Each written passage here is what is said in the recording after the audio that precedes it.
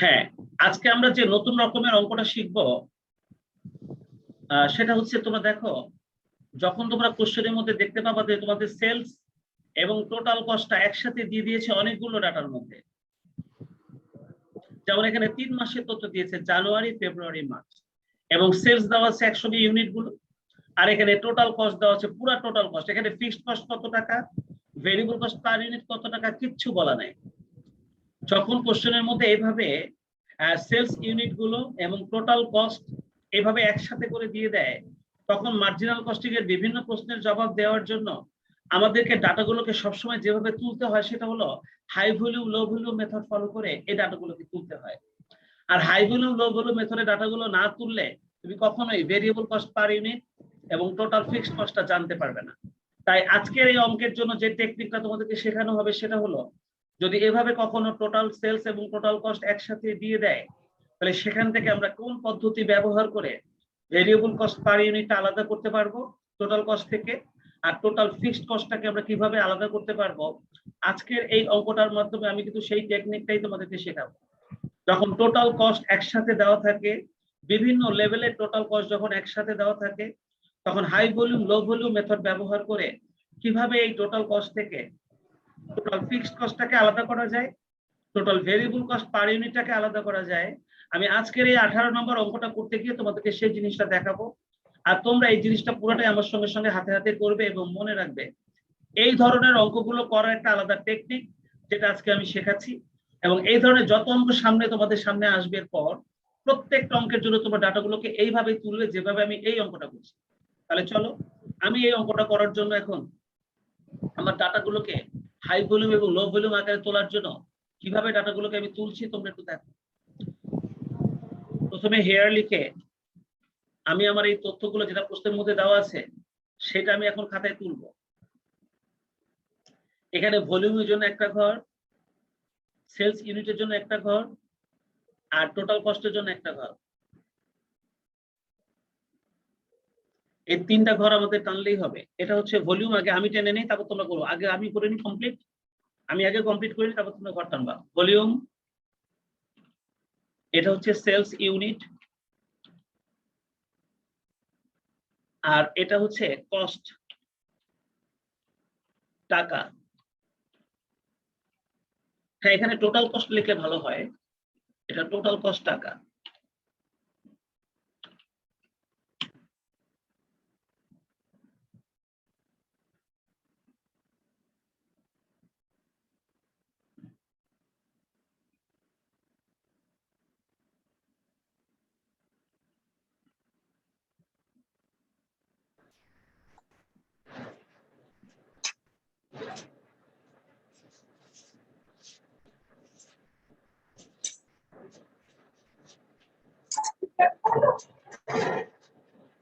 হ্যাঁ, এবার তোমরা ঘরটা টানতে পারো, এবার তোমরা ঘরটা টানতে পারো। এখানে হবে হচ্ছে হাই ভলিউম আর লো ভলিউম দুটো করবো, আর ডিফারেন্সের জন্য একটা ঘর টানবো। হাই ভলিউম লো ভলিউমের জন্য একটা ঘর টানবো, আর ডিফারেন্সের জন্য একটা ঘর টানবো।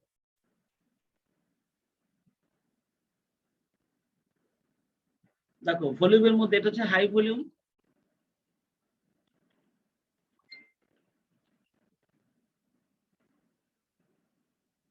এটা হচ্ছে হাই ভলিউম। লেখা শুরু করবো?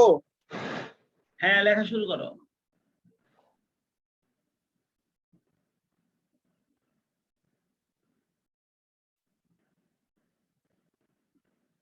এটা লো ভলিউম,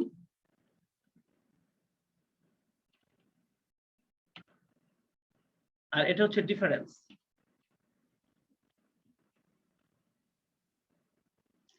আর এবার তোমরা একটু কোশ্চেনের দিকে তাকাও।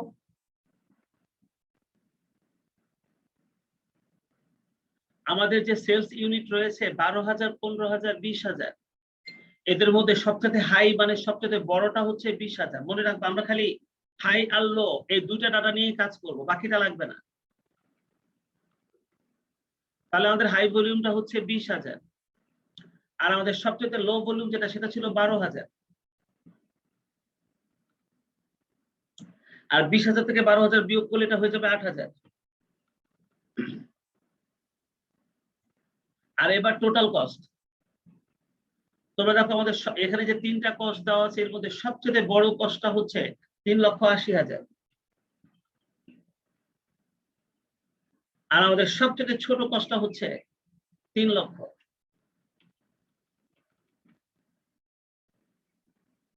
তাহলে এবার আমাদের এটা বিয়োগফলটা হয়ে যাবে 80,000।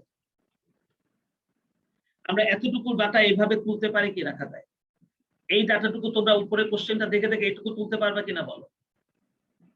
যখনই অঙ্কের মধ্যে এইভাবে একসাথে তথ্য দেওয়া থাকে তখন সব সময় আমরা আমাদের ডাটাগুলোকে আমরা এভাবেই খাতায় তুলব। তোমরা কি ডাটাগুলোকে এভাবে খাতায় তুলতে পেরেছো সবাই? জি স্যার। দেখো আমরা কিন্তু এখানে মাসকে গুরুত্ব দেই নাই, মাস যেটাই হোক সবচেয়ে বড় সেলস ইউনিট যেটা সেটাকে লিখছি, সবচেয়ে বড় সেলস কস্ট যেটা সেটাকে লিখছি সবার আগে, এরপরে সবচেয়ে ছোট যে সেলস ইউনিট সেটাকে লিখছি, এবং সবচেয়ে ছোট যে টোটাল কস্ট সেটাকে লিখছি তার নিচে। আর এইভাবে এই দুটো ডাটা ছাড়া অন্য ডাটাটা আমরা লিখিই নাই। মাস এখানে কোনো গুরুত্বপূর্ণ বিষয় নয়। তাহলে এবার তোমরা আমাকে বলো হাই ভলিউম লো ভলিউম আমরা এই দুটো লিখে ফেলছি, ডিফারেন্সটা লিখে ফেলছি। যখনই এইভাবে কোশ্চেনটা থাকবে তোমরা ডাটাটা এইভাবে তুলবে, আর এইভাবে ডাটাটা তোলার পর এবার আমরা 1 2 3 4 করে রিকোয়ারমেন্টের জবাবগুলো কিভাবে দিব তোমরা দেখবা। প্রথমে রিকোয়ারমেন্ট এর জবাব দেব আমি।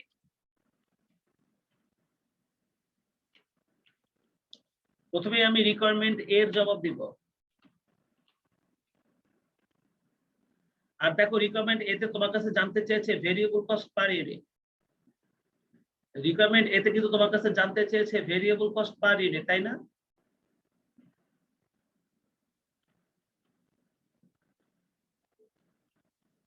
Calculation of variable cost per unit.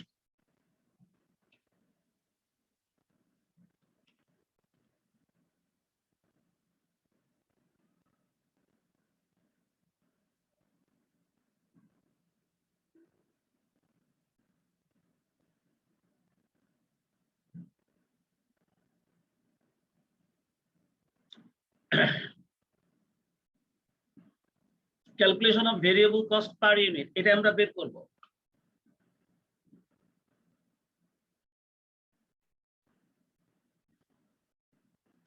তোমরা এবার একটা জিনিস চিন্তা করো তো,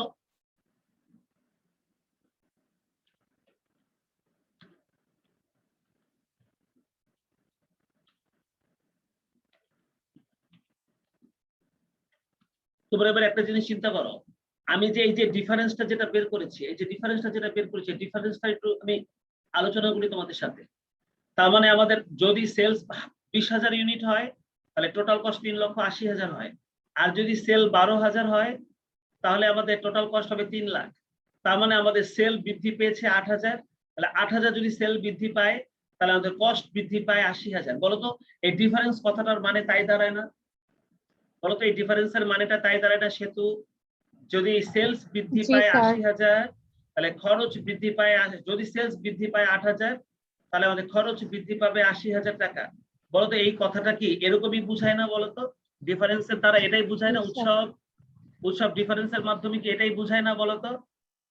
জি স্যার। হ্যাঁ প্রমি, তুমি বুঝতে পারছো?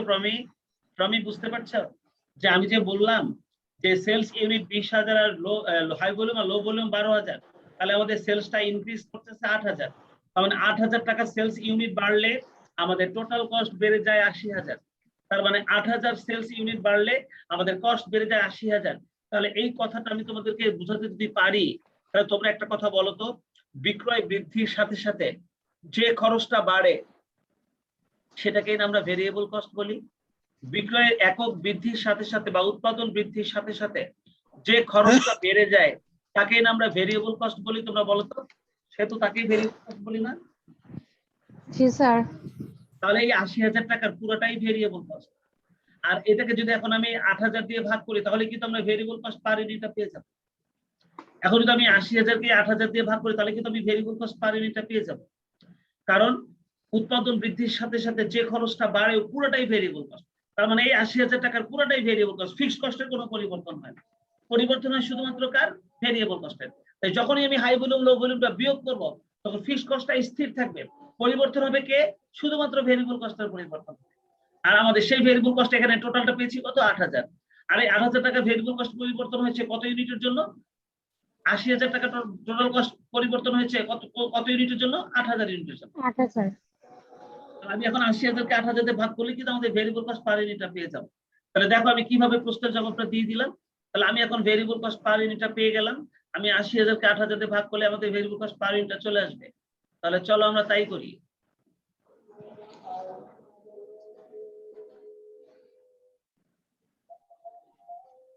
আমি এখন ভেরিয়েবল কস্ট পার ইউনিটটা বের করার জন্য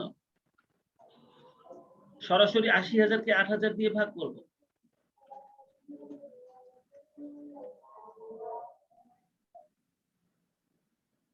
টাকা ছিল আমাদের মোট খরচ যতটুকু বৃদ্ধি পেয়েছে, আর 8,000 ছিল আমাদের ইউনিট যতটুকু বৃদ্ধি পেয়েছে।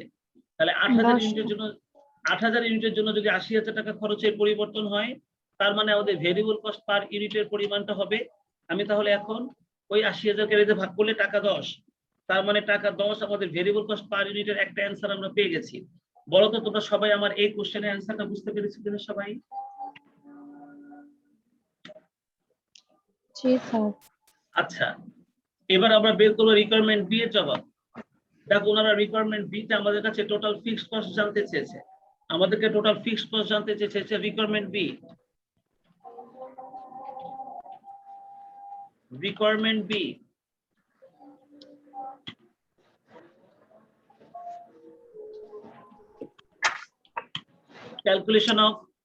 calculation of total fixed cost.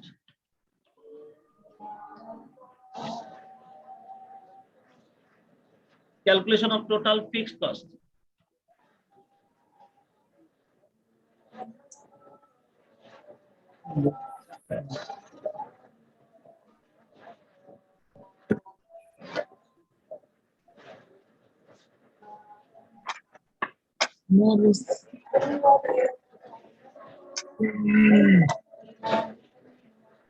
Calculation of total fixed cost.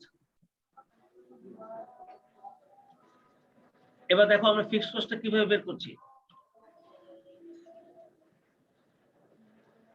বুঝছো? হ্যাঁ আমাকে বলো দেখি, টোটাল কস্টটা তো দুই ভাগে বিভক্ত, একটা অংশ ভেরিয়েবল কস্ট আর একটা অংশ ফিক্সড কস্ট, তাই না? জি স্যার। তাহলে আমি যদি এখন টোটাল ফিক্সড কস্ট বের করতে চাই, বের করতে গিয়ে যদি আমি এই কথাটা দেখি 10 ভাগ মানে 80 দিবেন। টোটাল কস্ট, এদিকে দেখো, total cost total cost Minus- minus variable cost.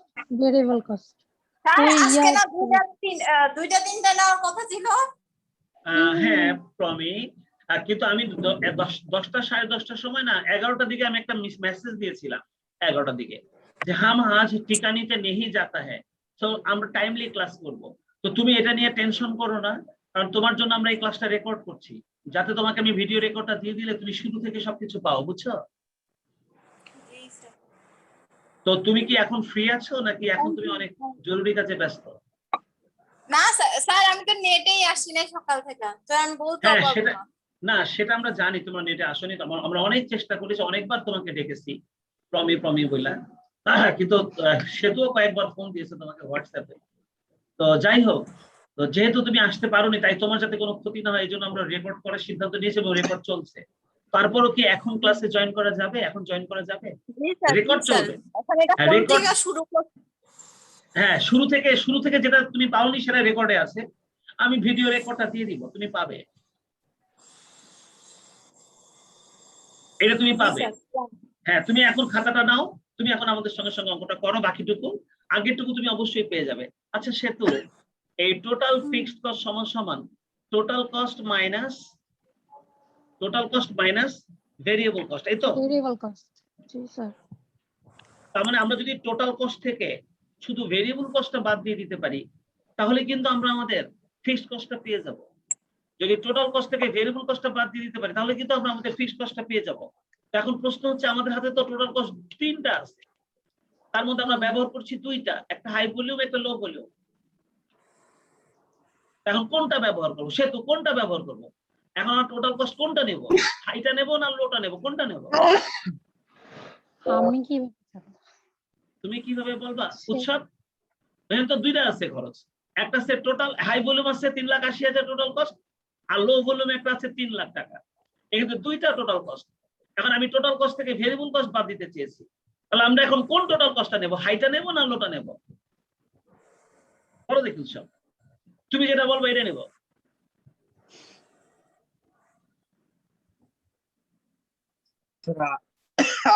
হাইটা হবে মনে হয়। তাহলে হাইটাই নাই, তো হাইটা হবে মনে হয় না। তুমি যেটা বলবো আমি এটা দিয়ে নেবো। তুমি যদি কো না হাই নেবো না লো নেবো, তাহলে আমি লোটাও নিয়ে করতে পারি। তুমি বলো কোনটা নিয়ে করবো? লোটা তো নিয়ে করব। হাই আচ্ছা, নিলে তখন কি সম্ভব? হাই নিলে কি সে হবে তো আর হাই লো নিলে বলতেছে, কি হবে? উৎসব লো বলতেছে। আমি ওকে উৎসবের কথাটা শুনলাম লই, ও বলবে যে আমার তো আপনি এক গরিব মানুষ বলে আমার দামই দেন না। আমি উৎসব স্যার আমি কোনটা বলতেছি না, আপনি উৎসবের কথা থেকে করেন, কারণ আমি বলতেছি হাই নিলে কি হবে আর লো নিলে কি হবে। দুইটাই দেখাবো, দুইটাই দেখাবো, ওকে অসুবিধা আছে? তো উৎসব লো না লইতে স্যার। বলছে, তাহলে লো নেই। উৎসব লো নিতে বলছে, লো নেই। এই লো ভলিউমের টোটাল কস্টটা কত ছিল? 3 লাখ। হুম এবার এখান থেকে আমরা ভেরিয়েবল কস্ট বাদ দেবো। এই আমাদের ভেরিয়েবল কস্ট পার ইউনিটটা কত বের করছি আমরা? এই ভেরিয়েবল কস্ট পার ইউনিটটা কত বের করছি আমরা? তো 10 টাকা। 10 টাকা। আর আমাদের লো ভলিউমের সেলস ইউনিটটা কত ছিল দেখো তো? লো ভলিউমের সেলস ইউনিটটা কত ছিল? স্যার 12,000 তাহলে 12,000 গুণ হচ্ছে 10। ঠিক গুণ আছে, 10। ঠিক আছে। তাহলে আমরা টোটাল জি কস্ট থেকে স্যার। ভেরিয়েবল কস্টটা বাদ দিলাম। হ্যাঁ তাহলে 3 লক্ষ মাইনাস হচ্ছে 1,20,000 নাকি?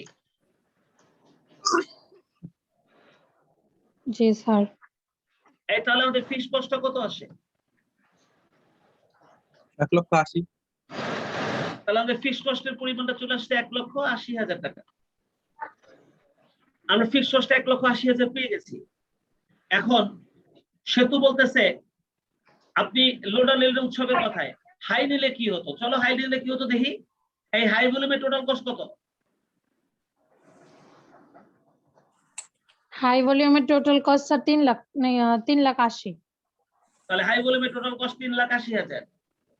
হুম আর হাই ভলিউমের ভেরিয়েবল কস্ট হবে, হাই ভলিউমের ইউনিটটা কত ছিল? 20,000। 20,000 গুণ 2, 20,000 গুণ 10 কত হয়? 20,000 গুণ 10 কত হয়? গুণ 10 স্যার 2 লাখ। 2 লাখ। তাহলে এবার ফিক্সড হুম কস্টটা কত আসে? 1,80,000। তার মানে তুমি হাই ভলিউম ধরো আর লো ভলিউম ধরো, ফিক্সড কস্টের কোনো পরিবর্তন হয় না। ফিক্সড কস্ট সবসময় একই রকম থাকে। তুমি যে কোনো একটা ধরে ফিক্সড কস্ট বাইর করতে পারো, বুঝছো? হুম বুঝছো? জি স্যার। তার মানে যেহেতু আমরা জানি যে আমাদের বিক্রয় বৃদ্ধি পেলে বা প্রোডাকশন বৃদ্ধি পেলে ফিক্সড কস্টের কোনো পরিবর্তন হয় না। তাহলে দেখো আমরা যখন 20,000 মাল উৎপাদন করেছিলাম তখন আমাদের ফিক্সড কস্ট 1,80,000 হবে। আমরা যখন 12,000 মাল উৎপাদন করে বিক্রয় করেছি তখনও কিন্তু আমাদের ফিক্সড কস্ট ওই 1,80,000 টাকাই হবে। বুঝতে পেরেছো? কোনো পরিবর্তন কিন্তু হবে না। হবে কি? না স্যার। আচ্ছা, তাহলে আমরা দুটো প্রশ্নের উত্তর দিয়ে ফেলছি। রিকোয়ারমেন্ট এ, রিকোয়ারমেন্ট বি এর জবাব দিয়ে ফেলছি। দেখো এই অঙ্কে রিকোয়ারমেন্ট সি তে একটা প্রশ্ন ছিল, যদি সেলিং প্রাইস পার ইউনিটটা 19 টাকা হয় তাহলে break even point in unit এবং ব্রেক ইভেন পয়েন্ট ইন টাকা বের করো। যদি সেলিং প্রাইস পার ইউনিটটা 19 টাকা হয় তাহলে চলো রিকোয়ারমেন্ট সি এর জবাবটা কেমন হবে একটু দেখি।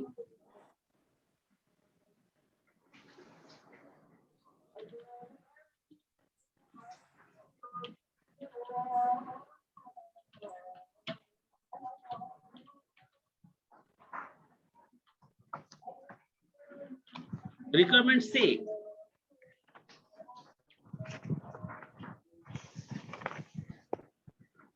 calculation of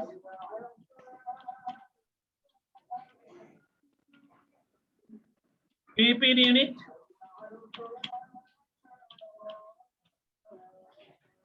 and BP in টাকা।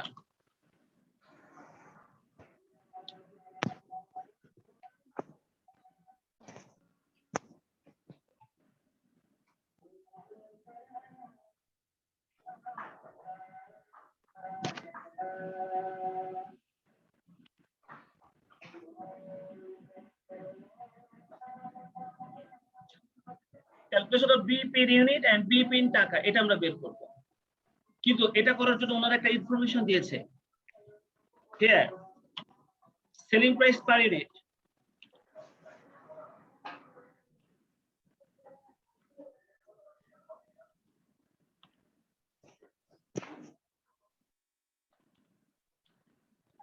সেলিং প্রাইস পার ইউনিটটা ছিল আমাদের 19 টাকা।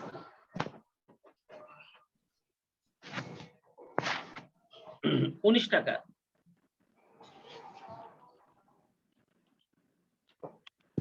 ভেরিয়েবল কস্ট পার ইউনিট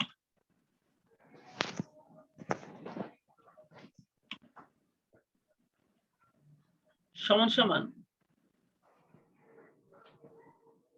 10 টাকা, তাই না? তাই বের করছি আমরা। জি স্যার। তাহলে এবার বলো তো আমরা সিএম পার ইউনিট নিজেরাই বের করে নিতে পারি না?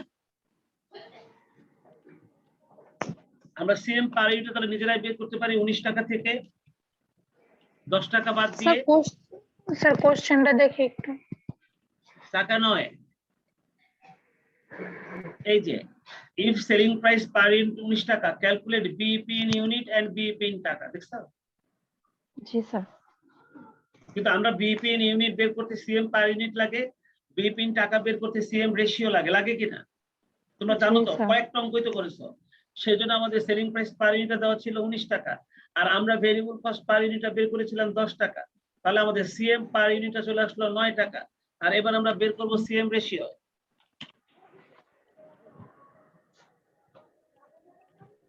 তাহলে এবার আমাদের সিএম রেশিওটা বের হবে সিএম কে সেল দিয়ে ভাগ করলে।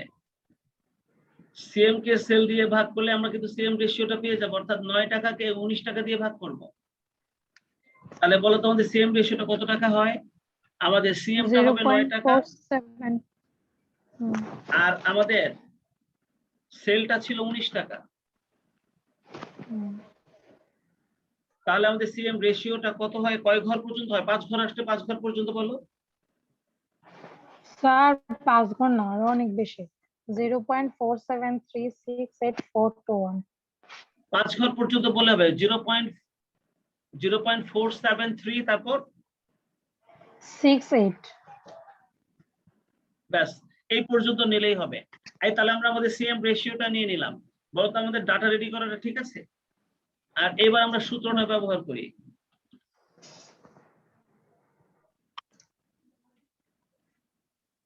We know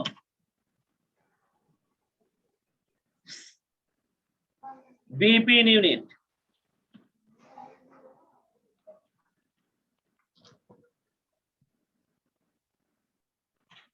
সমান সমান fixed cost by CM per unit. আমাদের সূত্রটা হচ্ছে উপরে fixed cost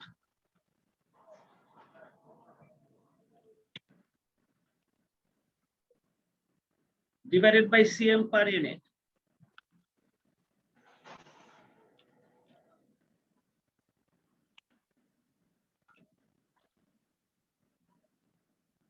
Fixed cost divided by CM per unit. তা হতো আমাদের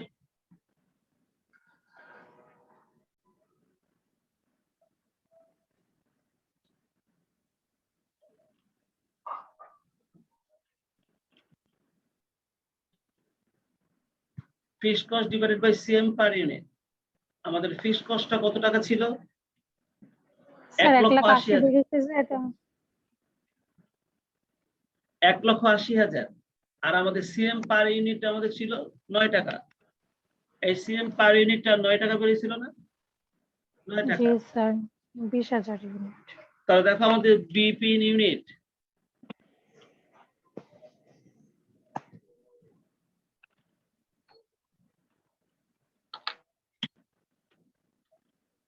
$20,000 ইউনিট।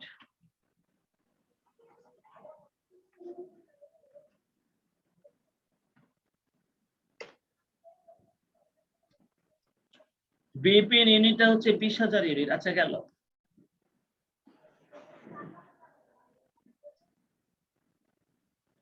এবার আমরা বের করব বিপি ইন টাকা।